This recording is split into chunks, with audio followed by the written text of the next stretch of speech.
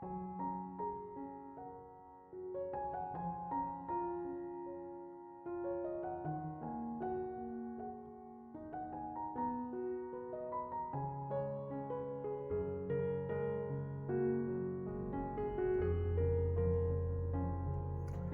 Ibu, Saudara-saudari, adik-adik kaum muda yang terkasih, Shalom, berkah dalam. Apa kabar hari ini? Semoga kasih karunia Tuhan menyertai perjuangan hidup kita. Kembali hari ini, saya mengajak Anda untuk mendengarkan firman Tuhan pada peringatan wajib Beato Dionysius dan Redemptus, biarawan martir Indonesia. Mari kita siapkan hati kita untuk mendengarkan firman-Nya. Tuhan bersamamu dan bersama rohmu. Inilah Injil suci menurut Santo Matius. Dimuliakanlah Tuhan. Pada waktu itu Yesus masuk ke kota Kapernaum. Maka datanglah seorang perwira mendapatkan dia dan memohon kepadanya, "Tuan, hambaku terbaring di rumah karena sakit lumpuh dan ia sangat menderita." Yesus berkata kepadanya, Aku akan datang menyembuhkannya." Tetapi perwira itu menjawab, "Tuan, aku tidak layak menerima Tuan di dalam rumahku. Katakan saja sepatah kata, maka hambaku itu akan sembuh. Sebab aku sendiri seorang bawaan, dan di bawahku ada pula prajurit. Jika aku berkata kepada salah seorang prajurit itu pergi, maka ia pergi. Dan kepada seorang lagi datang, maka ia datang. Ataupun kepada hambaku kerjakan ini, maka ia mengerjakannya." Mendengar hal itu heranlah Yesus. Maka ia berkata kepada mereka yang mengikutinya, "Aku berkata kepadamu, sesungguhnya iman sebesar ini tidak pernah kujumpai pada seorang pun di antara orang Israel. Aku berkata kepadamu, banyak orang akan datang dari timur dan barat dan duduk makan bersama dengan Abraham, Ishak dan Yakub di dalam kerajaan surga."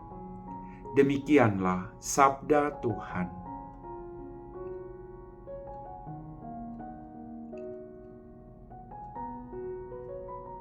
Bapak, Ibu, Saudara-saudari, adik-adik kaum muda yang terkasih, dalam Injil hari ini kita diberikan contoh memiliki iman yang besar melalui perwira Romawi yang datang kepada Yesus untuk memohon kesembuhan bagi hambanya. Dalam permenungan saya, luar biasa niat baik seorang perwira ini. Dia tidak hanya berpikir tentang dirinya sendiri, tapi dia juga berpikir tentang keselamatan orang lain. Dia berpikir tentang kebahagiaan orang lain. Maka ketika hambanya sakit, dia berjuang berbagai cara bagaimana supaya hambaku ini sembuh.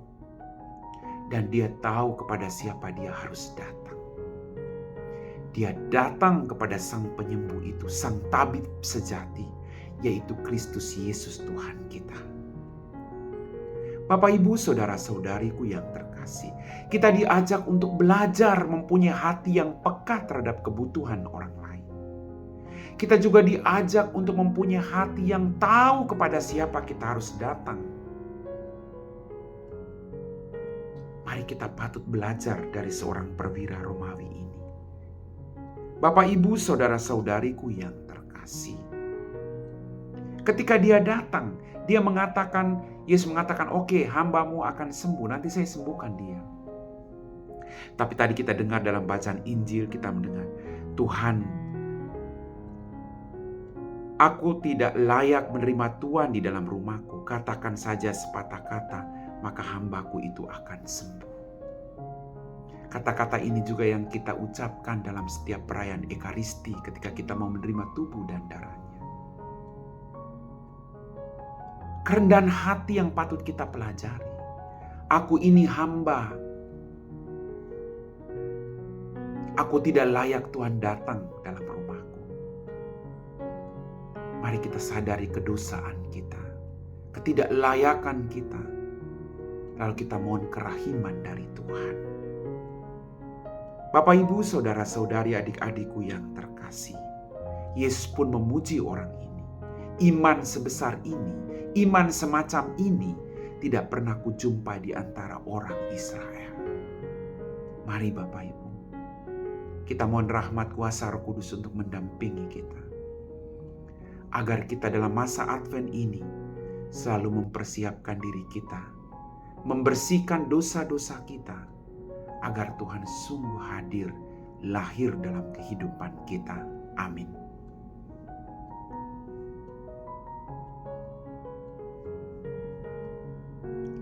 Bapak, Ibu, saudara-saudari, adik-adik kaum muda yang terkasih, kita semua telah diteguhkan oleh firman Tuhan.